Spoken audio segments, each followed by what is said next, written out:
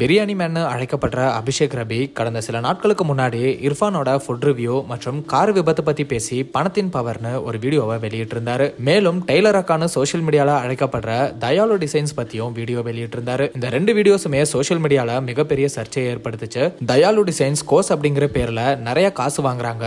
இவங்க வேணும்னே இந்த மாதிரி ட்ரெஸ் பண்ணிட்டு வந்து பசங்களோட கவனத்தை ஈர்த்து அது மூலமா ஃபேமஸ் ஆயிட்டாங்கன்னு இப்படி பல விதமா பேசியிருந்தாரு. பதிலுக்கு தயாலு டிசைன்ஸும் அவரோட வீடியோ கமெண்ட்ல நீங்க சொல்ற மாதிரி நான் எதுவும் பண்ணலன்னு கமெண்ட் பண்ணியிருந்தாங்க. அதே மாதிரி இர்ஃபானும் ஃபுட் ரிவ்யூ அப்படிங்கிற பேர்ல சுகாதாரம் இல்லாத இடங்கள்ல ஃபுட் ரிவ்யூ பண்றாரு.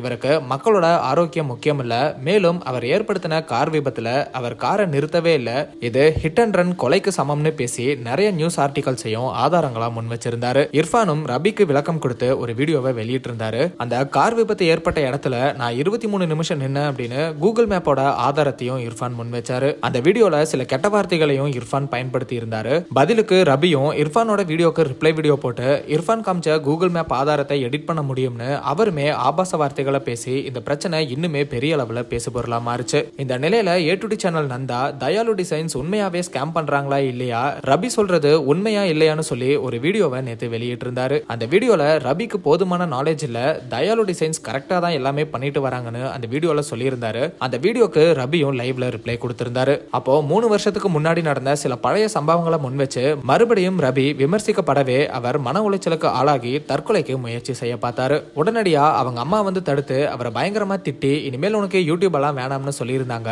இப்படி லைவ்ல ரபி பண்ண இந்த விபரீத முடிவு பலருக்குமே அதிர்ச்சி ஏற்படுத்துச்சு. அண்ட் மேலும் ரபியோட பழைய வீடியோக்களும் சோசியல் மீடியால வைரலாகி அவர் பெண்களை இழிவா பேசியிருக்காருன்னு அவர் மேல பல குற்றச்சாட்டுகள் வைக்கப்பட்டுச்சு. இந்த நிலையில அபிஷேக் ரபி காவல்துறையால கைது பண்ணப்பட்டிருக்காரு அப்படிங்கிற தகவல் வெளியாகி இருக்கு. இவரை 15 நாள் ரிமாண்ட் பண்ணி இருக்கிறதாகவும் சொல்றாங்க.